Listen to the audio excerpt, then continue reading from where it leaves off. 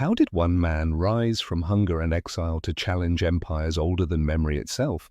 This is the beginning of Genghis Khan's unstoppable march toward global conquest.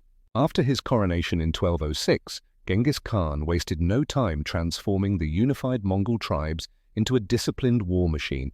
The steppe was under his rule, but unity alone could not build an empire. Beyond his borders lay enemies, wealthy lands, and kingdoms that had underestimated the Mongols for generations. The first strike, the Tatars.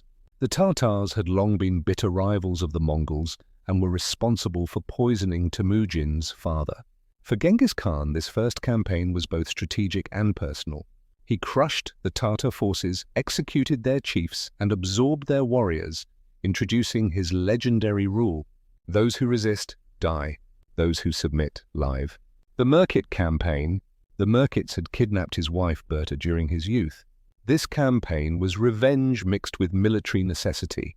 Genghis launched a multi-directional assault using speed and encirclement tactics. The Merkits were defeated, and their lands fell under Mongol rule, northern forest tribes. The tribes of the taiga, like the Oirats and northern clans, threatened the stability of the young Mongol state. Genghis Khan launched unprecedented winter campaigns, attacking through snowstorms and freezing terrain.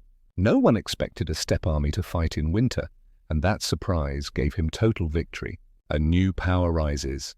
Within a few years, every tribe that once threatened his family, his childhood, or his future had fallen to him. The world began to understand a truth they had never faced before. A new power had risen in the east, a leader who would redefine warfare and reshape continents.